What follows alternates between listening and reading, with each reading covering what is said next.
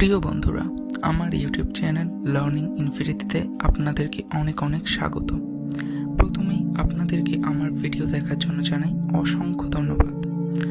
আজ আমাদের আলোচ্য বিষয় কিভাবে কোনো কিছু সহজে মনে রাখা যাবে, সেটা পড়াশোনার ক্ষেত্রে বা কার্যক্ষেত্র বা জীবনের যে কোনো ক্ষেত্রেই হোক। তবে আমরা অবশ্যই পড়াশোনাকে অধিক গুরুত্ব দেব। দেখুন বন্ধুরা, কোনো কিছু সহজে মনে রাখতে চাইলে আপনাদেরকে অবশ্যই কিছু স্টেপ ফলো করতে হবে, এবং আমি সেই সমস্ত স্টেপগুলির কথা বলবো যেগুলি আমি নিজে ট্রাই করে দেখেছি যে এগুলি কার্যকর। তাই এ বিষয়ে সন্দেহ করার কিছু নেই। আপনাদের সুবিধার্থে আমি সেগুলিকে 3টি সেটে ভাগ করেছি। তো বন্ধুরা, দেখে নেওয়া যাক সেই উপায়গুলি। তবে একটি কথা যেটা না বললেই নয়, আমি খুব দ্রুত সেগুলি বলে যাব। তাই আপনি ভিডিওটা যদি দেখতে গিয়ে স্কিপ করেন, কোনো ইম্পর্ট্যান্ট টিপস হয়তো আপনি ওভারলুক করে যেতে পারেন। তাই আমি আপনাদেরকে অনুরোধ করছি, ভিডিওটা দেখতে গিয়ে দয়া করে স্কিপ করবেন না। প্রথম সেট, ফিজিক্যাল মেথড বা শারীরিক পদ্ধতি। দেখে নেওয়া যাক সেগুলি কি কি। সারাদিন ধরে প্রচুর পরিমাণে জল খান। জল, আপনারা জানতে পারেন যে আমাদের মস্তিষ্কের 60% জল দিয়ে তৈরি। 2 নম্বর স্টেপ, কিছু এরোবিক বা স্কিপিং জাতীয় এক্সারসাইজ নিয়মিত করুন। এতে মস্তিষ্কে রক্ত সঞ্চালন বৃদ্ধি পাবে। বডি ক্লক মেনটেন করুন। রাত্রে সময় মতো ঘুমিয়ে পড়ুন। 7 থেকে 8 ঘন্টা ঘুমাবার চেষ্টা করুন এবং অবশ্যই সকাল সকাল ওঠার চেষ্টা করুন। দিনের ক্লান্তি দূর করতে কিছু পাওয়ার ন্যাপ নিতে পারেন। কোনো কিছু পড়তে যাওয়ার আগে কয়েকবার দীর্ঘ শ্বাস প্রশ্বাস নিন। এতে মস্তিষ্কে ফ্রেশ অক্সিজেন যাবে, যা আপনার পড়াতে সাহায্য করবে। যতটা পারবেন চেষ্টা করবেন জাঙ্ক ফুড অ্যাভয়েড করতে। কিছু খাবার আছে যা মস্তিষ্কের কার্যকারিতা ও কার্যক্ষমতা বৃদ্ধিতে সাহায্য করে, যেমন ব্রকলি, ওমেগা 3 ফ্যাটি অ্যাসিড যুক্ত খাবার, কুমড়োর বীজ, ডার্ক চকলেট, ব্লুবেরি, কাঁচা হলুদ, ডিম, দুধ, ফ্যাটযুক্ত মাছ ইত্যাদি। আরও একটা কথা, ব্রাহ্মী শাক যদি পান তো নিয়মিত খেতে পারেন। 2 নম্বর সেট, মেথডিক্যাল প্রসেস বা উপায়াত্মক পদ্ধতি।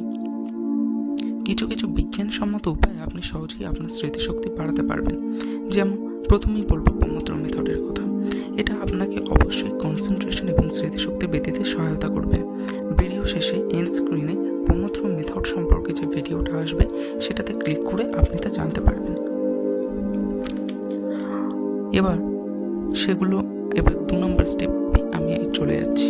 পড়ার সময় সেখান থেকে যত কষ্ট আর অনিচ্ছাই হোক, স্মার্টফোনটাকে আগে সরিয়ে ফেলুন। চেষ্টা করুন একটা নিরিবিলি পরিবেশে পড়াশোনা করতে, যেখানে আপনি পড়ার গভীরে প্রবেশ করতে পারবেন। মেমোরি প্যালেস একটা তৈরি করে নিতে পারেন। নিমোনিক্সের ব্যবহার করতে পারেন। এটা খুবই প্রচলিত একটা নিমোনিক্স, আমরা সবাই জানি। মুঘল সম্রাটদের নাম মনে রাখতে আমরা এটা ব্যবহার করে থাকি। জানাবেন তো আমাকে কমেন্ট বক্সে সেটা কি। পড়ার সময় চেষ্টা করবেন যতটা সম্ভব অ্যাটেনশন দেওয়ার এবং কনসেন্ট্রেট করে পড়তে, কারণ ফোকাসড স্টাডি স্মৃতিতে সাধারণভাবেই থেকে যায়, তার জন্য কোনো উপায় অবলম্বন করতে হয় না। এখন চলি আমরা বন্ধুরা সেট নাম্বার 3তে। সেটা হচ্ছে মেন্টাল প্রসেস বা মানসিক পদ্ধতি। আপনার ব্রেনকে দিয়ে আপনি যত বেশি কাজ করাতে পারবেন তার ক্ষমতার মধ্যে, সে তখন ততই কর্মক্ষম হয়ে উঠবে, নয়তো অলস হয়ে যাবে। সকালবেলা ঘুম থেকে ওঠার চেষ্টা করুন।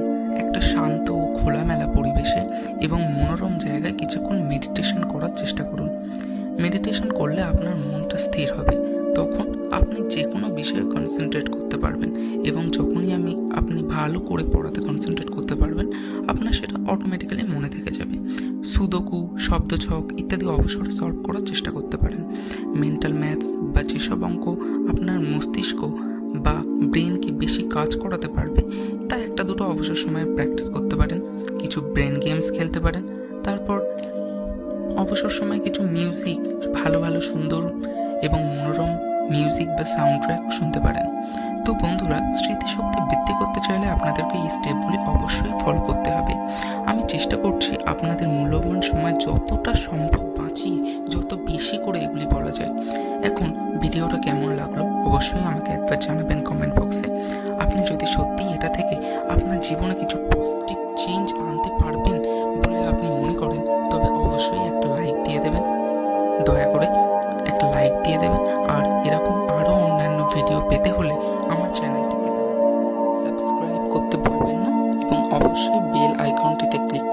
অল অপশানে সিলেক্ট করবেন।